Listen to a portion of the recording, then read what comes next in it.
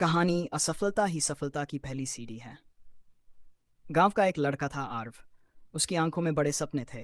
वह एक बड़ा बिजनेसमैन बनना चाहता था। लेकिन उसका परिवार साधारण था। उसके पिता एक किसान थे और मां गृहिणी। आर्व को हमेशा यही सिखाया गया था कि मेहनत ही सबसे बड़ी ताकत होती है। पहली असफलता जब आर्व कॉलेज में था, तो उसने अपना खुद का एक छोटा स्टार्टअप शुरू किया, ऑनलाइन हस्तशिल्प सामान बेचने का।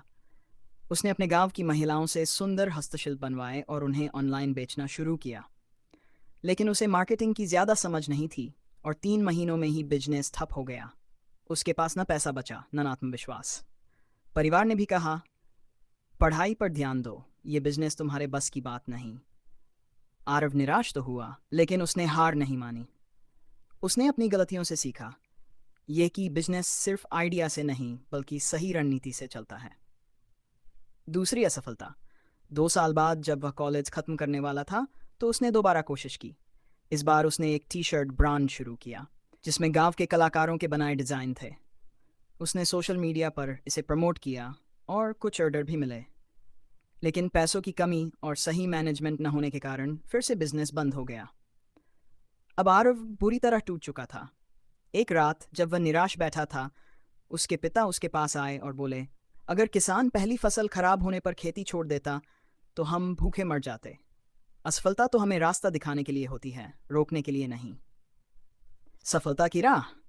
आरव को यह बात गहराई से समझ आ गई। इस बार उसने बिजनेस की सही शिक्षा ली, डिजिटल मार्केटिंग सीखी और बड़े स्टार्टअप्स को समझा। फिर उसने एक नया स्टार्टअप शुरू किया, गांव के कलाकारों के बनाए कपड़े और ज्वेलरी को ऑनलाइन बेचना। इस बार उसने निवेश भी सही तरीके से किया और धीरे धीरे उसका काम चलने लगा। पहले महीने में ही उसे 35 से ज़्यादा ऑर्डर मिले।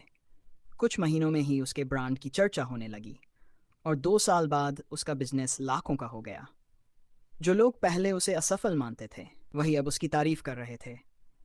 आज जब आरव किसी नए एंटरप्रेन्योर से मिलता है, तो वह हमेशा यही कहता है, असफलता हमें रोकने के लिए नहीं बल्कि रास्ता दिखाने के लिए आती है। गिरो, सीखो और फिर से उठो, क्योंकि असली जीत उन्हीं की होती है जो हार मानना नहीं जानते।